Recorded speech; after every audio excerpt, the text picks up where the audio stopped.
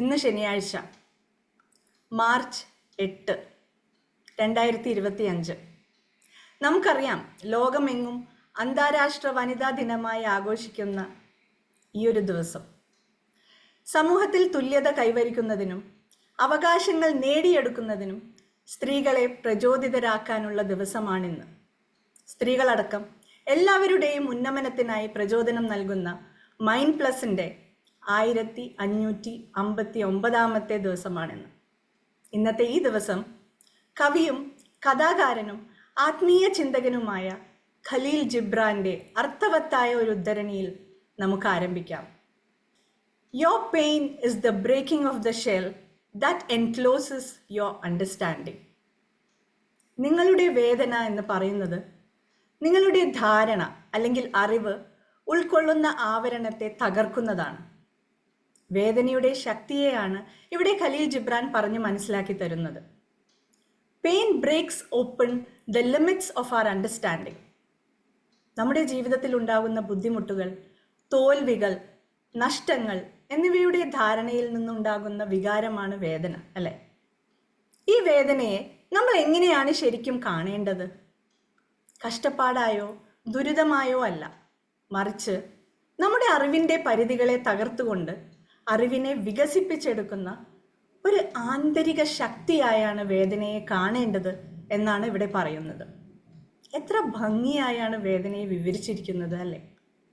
ഇവിടെ breaking of the shell എന്ന് പറയുന്നത് നമ്മുടെ കംഫർട്ട് സോൺ ബ്രേക്ക് ചെയ്തുകൊണ്ട് അതിനപ്പുറത്തേക്ക് വേദന നിങ്ങളെ തള്ളിവിടുന്നു എന്നാണ് അർത്ഥം. ഒരു ഷെൽ ബ്രേക്ക് ചെയ്യുമ്പോൾ ഉള്ളിലുള്ളത് പുറത്ത് വെളിപ്പെടുന്നത് പോലെ തന്നെ നമ്മുടെ ഉള്ളിലെ ശക്തി പുറത്തു കൊണ്ടുവരികയാണ് വേദന ശരിക്കും ചെയ്യുന്നത്. നമ്മളെ വളർത്തിയെടുക്കാനും ജീവിതം വ്യത്യസ്തമായി കാണാനും മനസ്സിലാക്കാനും ഇത് സഹായിക്കുന്നു. വേദന അർത്ഥശൂന്യമല്ല എന്നർത്ഥം. അതിനൊരു ഉദ്ദേശമുണ്ട്. എന്താണത്? ഇന്നത്തെ topic purpose of pain in life. ജീവിതത്തിലെ വേദനയുടെ ഉദ്ദേശം. എല്ലാവരും ജീവിതത്തിൽ അനുഭവിക്കുന്ന ഒഴിച്ചുകൂടാൻ പറ്റാത്ത ഒരു സത്യമാണ് വേദന അല്ലെങ്കിൽ ദുഃഖം.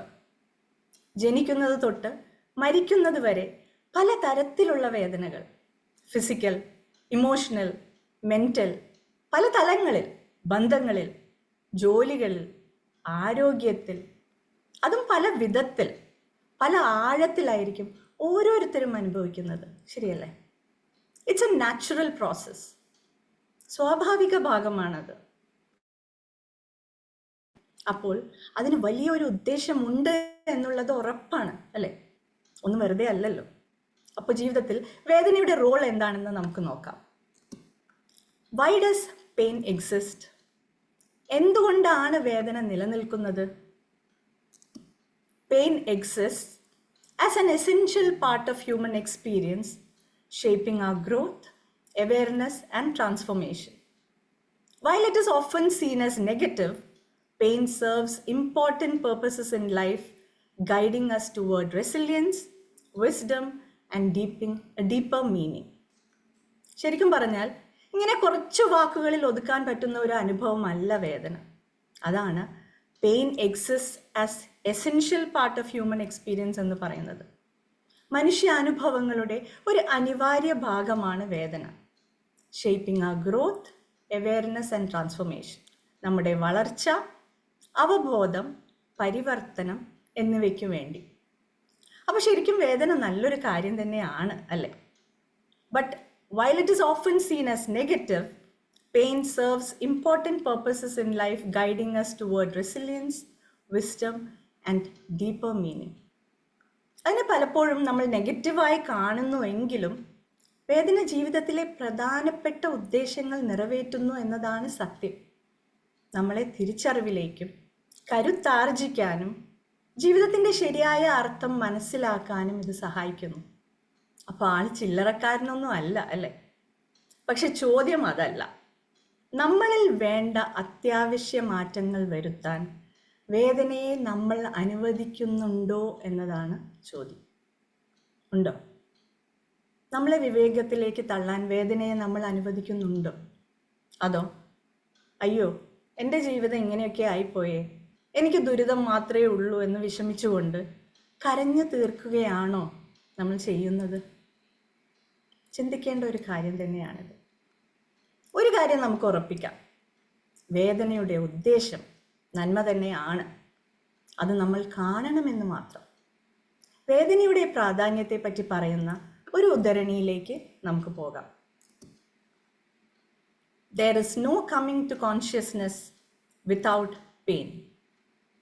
ഫേമസ് സ്വിസ് സൈക്കോളജിസ്റ്റ് ആയിരുന്ന കാൾ യുങ് പറയുന്നത്, വേദന അനുഭവിക്കാതെ ആരും കോൺഷ്യസ്നെസ്സിലേക്ക് വരുന്നില്ല എന്നാണ്. നമ്മുടെ മാനസിക ആത്മീയ വളർച്ചയ്ക്ക് അത്രയ്ക്ക് വലിയ റോളാണ് വേദനയ്ക്കുള്ളത്. True awareness is born from pain and struggle. ജീവിത ക്ലേശങ്ങൾ നമ്മുടെ കംഫർട്ട് സോണിന് പുറത്തേക്ക് നമ്മളെ തള്ളിവിടുന്നു. നമ്മളെ തന്നെ ചോദ്യം ചെയ്യാനും ലോകത്തെ മറ്റൊരു കോണിലൂടെ കാണാനും ജീവിതത്തിൻ്റെ ശരിയായ അർത്ഥത്തെക്കുറിച്ച് ഒരു അവബോധം ഉണ്ടാവാനും ഇത് സഹായിക്കുന്നു. ഇത് തന്നെയാണ് there is no consciousness without pain എന്ന് പറയുന്നതും. Because pain as itself is neutral, നിഷ്പക്ഷമാണ്. അതിനോട് നമ്മൾ എങ്ങനെ പ്രതികരിക്കുന്നു എന്നതിനനുസരിച്ചിരിക്കും അതിൻ്റെ അനന്തരഫലം. റെസ്പോൺസ് ടു പെയിൻ, വേദനയോടുള്ള പ്രതികരണം. നമ്മൾ അനുഭവിക്കുന്ന വിഷമങ്ങളെ, ദുഃഖങ്ങളെ നമ്മൾ എങ്ങനെ കാണുന്നു, എങ്ങനെ എടുക്കുന്നു, എങ്ങനെ പ്രതികരിക്കുന്നു എന്നതിനനുസരിച്ചാണ് ജീവിതം മുന്നോട്ട് നീങ്ങാനുള്ള വഴികൾ നമ്മുടെ മുന്നിൽ തെളിയുന്നത്. ആ response to pain leads to 2 paths in life.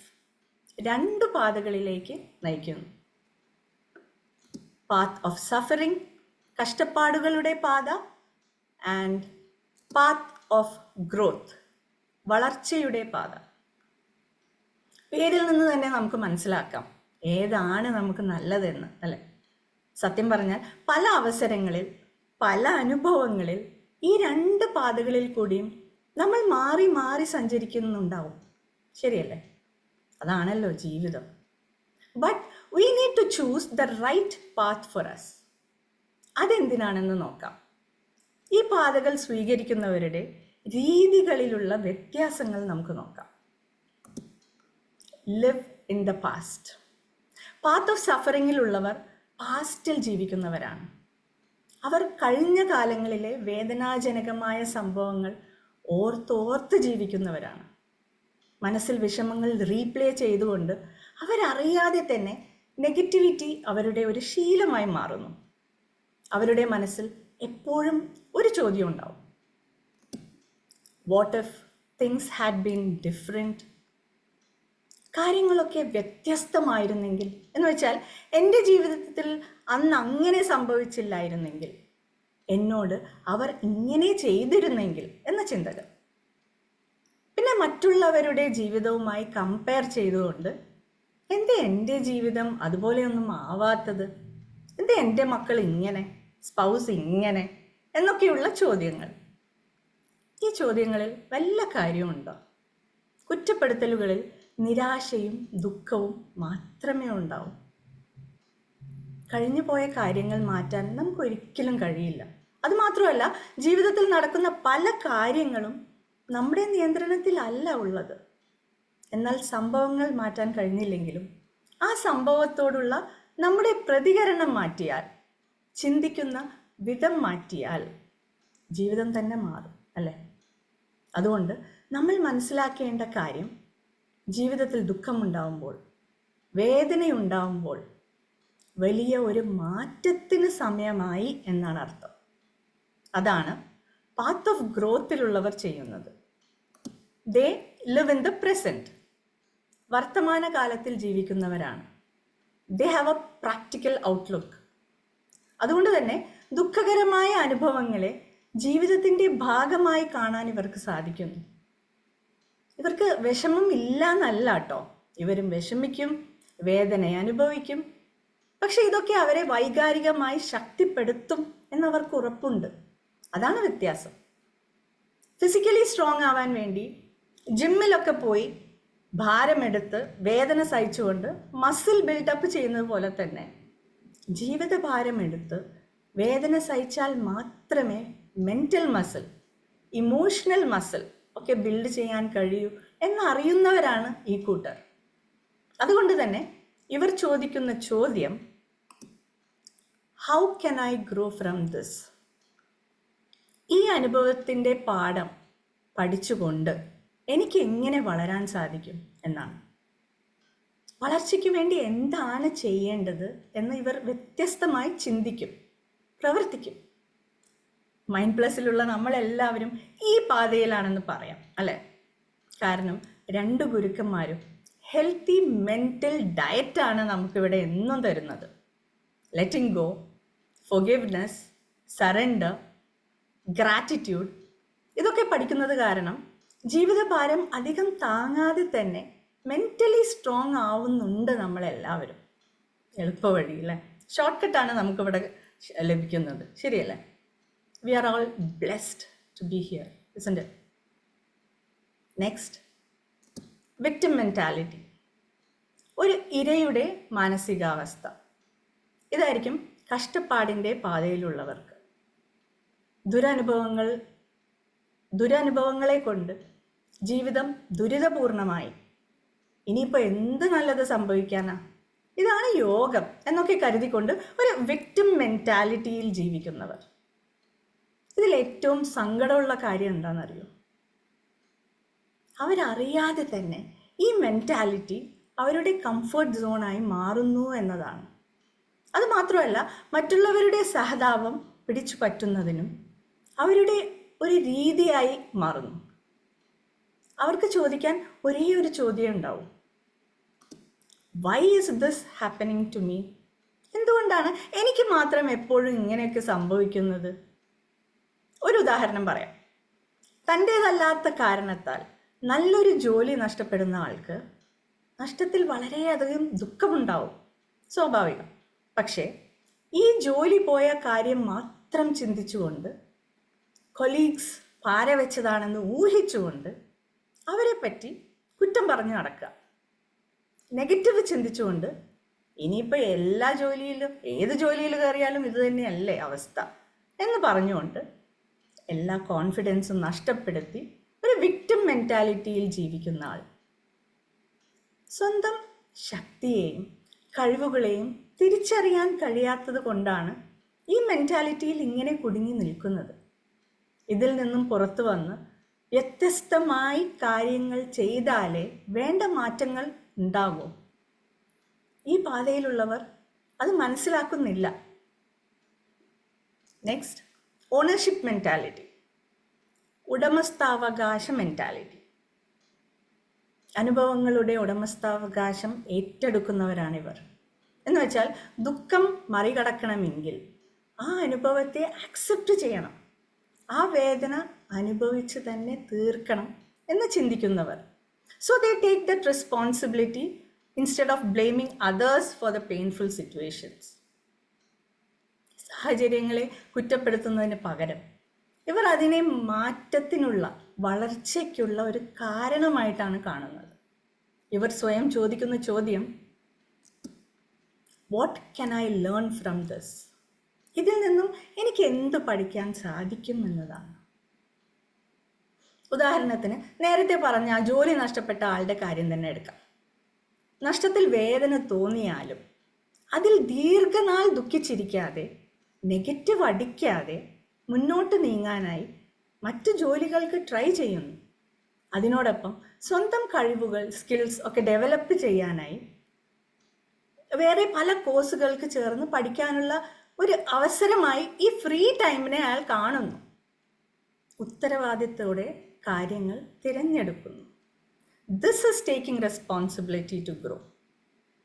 Next, leads to insecurity, അരക്ഷിതാവസ്ഥയിലേക്ക് നയിക്കുന്നു. കഷ്ടപ്പാടിൻ്റെ പാതയിൽ ആവർത്തിച്ചുള്ള വേദനാജനകമായ അനുഭവങ്ങൾ മനസ്സിനെ ദുർബലമാക്കുന്നു. ആത്മവിശ്വാസത്തെയും ആത്മാഭിമാനത്തെയും ഇത് നശിപ്പിക്കുന്നു. ഈ അവസ്ഥയിൽ അവർ സ്വയം ചോദിക്കുന്ന ചോദ്യം, ആം ഐ ഗുഡ് ഇനഫ്? ഞാൻ മതിയോ? ഞാൻ പോരാ അല്ലേ എന്നായിരിക്കും. നോട്ട് ഗുഡ് ഇനഫ് എന്ന ചിന്ത സെൽഫ് ഡൗട്ടിൽ നിന്നും വരുന്നതാണ്. ഈ ഇൻസെക്യൂരിറ്റിയിൽ സ്വന്തം മൂല്യങ്ങളെയും കഴിവുകളെയും ചോദ്യം ചെയ്തുകൊണ്ട് അയോഗ്യരാണെന്ന് അവർ സ്വയം മുദ്രകുത്തുന്നു, വിഷമിക്കുന്നു. ഇവർ ശരിക്കും എന്താണ് ചെയ്യേണ്ടത്? സെൽഫ് വേർത്ത് മനസ്സിലാക്കാനുള്ള അനുഭവങ്ങൾ ഉണ്ടാക്കിയെടുക്കണം. അങ്ങനെയുള്ള പ്രവൃത്തികളിൽ ഏർപ്പെടണം. അതാണ് ഇവർ ശരിക്കും ചെയ്യേണ്ടത്. Next, leads to self assurance. സ്വയം ഉറപ്പിലേക്ക്, ആത്മവിശ്വാസത്തിലേക്ക് നയിക്കുന്നു. പ്രയാസങ്ങളെല്ലാം മറികടന്ന് വളർച്ചയുടെ പാതയിലൂടെ നീങ്ങുമ്പോൾ ആത്മവിശ്വാസമാണ് വർദ്ധിക്കുന്നത്. ജീവിതത്തിൻ്റെ അൺസർട്ടനിറ്റി, അനിശ്ചിതത്വം ഒക്കെ കൈകാര്യം ചെയ്യാൻ ഇവർക്ക് സാധിക്കുന്നു. ഇവർ സ്വയം ചോദിക്കുന്ന ചോദ്യം, how can I become better? എനിക്കെങ്ങനെ മികച്ചതാവാൻ സാധിക്കും എന്നാണ്. ഇത് സെൽഫ് ഗ്രോത്തിലേക്കാണ് നയിക്കുന്നത്. ചുരുക്കി പറഞ്ഞാൽ, ചിന്തിക്കുന്ന രീതിയിലുള്ള വ്യത്യാസം തന്നെയാണ് ഈ രണ്ട് പാതകളിലെയും മുഖ്യ വ്യത്യാസം. നമ്മൾ മനസ്സിലാക്കേണ്ട ഒരു അത്യാവശ്യ കാര്യമുണ്ട്. വേദനാജനകമായ അനുഭവങ്ങളിൽ നിന്നും നമുക്ക് ആർക്കും രക്ഷയില്ല. ജീവിതത്തിൻ്റെ ഒരു യാഥാർത്ഥ്യമാണത്. But we have to accept it and know that it is our response that decides our life path. എങ്ങനെ പ്രതികരിക്കണം, ഏത് പാത സ്വീകരിക്കണം എന്നുള്ളത് നമ്മുടെ ചോയ്സാണ്. So let's make the right choice. Turn your wounds into wisdom. A quote by Oprah Winfrey, a global icon of strength and inspiration. തൻ്റെ വേദനാജനകമായ ചെറുപ്പകാലത്തെ ശക്തിയുടെ ഉറവിടമാക്കി മാറ്റിയ മാതൃകയായ ഒരു വനിതയാണ് opera. Turn your wounds into wisdom. നിങ്ങളുടെ മുറിവുകൾ ജ്ഞാനമാക്കി മാറ്റുക എന്നാണ് ഓപ്ര പറയുന്നത്. എങ്ങനെ? Wounds can become our greatest teachers in this school of life. നമ്മുടെ മുറിവുകളെ ഭാരമായി കാണാതെ പാഠമായി കണ്ടാൽ അത് ഏറ്റവും വലിയ അധ്യാപകരായി മാറും. അധ്യാപകരെ പോലെ ചോദ്യങ്ങൾ ചോദിച്ചുകൊണ്ട് ചോദിക്കുന്ന രീതിയിലാണ് നമ്മുടെ അറിവ് വർദ്ധിപ്പിക്കാൻ ഏറ്റവും നല്ലത്. അനുഭവങ്ങളോടുള്ള കാഴ്ചപ്പാട് മാറ്റുന്ന രീതിയിലുള്ള ചോദ്യങ്ങളാണ് നമ്മൾ സ്വയം ചോദിക്കേണ്ടത്. വളർച്ചയ്ക്ക് വേണ്ട, മനസ്സിനെ ശാക്തീകരിക്കുന്ന ഉത്തരങ്ങൾ കണ്ടുപിടിക്കുകയും വേണം. അതിനനുസരിച്ച് പ്രവർത്തിക്കണം. ശരിയാണ്, വേദന നമ്മളെ തളർത്തും. അതിനെ നേരിടുന്നത് ഈ പറയുന്ന പോലെ അത്ര എളുപ്പമൊന്നും അല്ല, എന്നാൽ അസാധ്യവുമല്ല. Like a phoenix rising from the ashes, let's emerge from pain stronger and transformed into who we are meant to be. ചാരത്തിൽ നിന്നും ഉയർത്തെഴുന്നേൽക്കുന്ന ഒരു ഫീനിക്സ് പക്ഷിയെ പോലെ നമുക്ക് വേദനയിൽ നിന്നും ശക്തി ആർജിച്ചുകൊണ്ട് യഥാർത്ഥ നമ്മളായി ഉയരാം. Pain is not the end of the story. It is the beginning of transformation. വേദനയുടെ യഥാർത്ഥ ഉദ്ദേശം നമ്മളെ ഉണർത്തുക, ഉയർത്തുക എന്നത് തന്നെയാണ്. ഇത് മനസ്സിലാക്കിക്കൊണ്ട് നമുക്ക് ഇന്നത്തെ മെഡിറ്റേഷനിലേക്ക് കടക്കാം.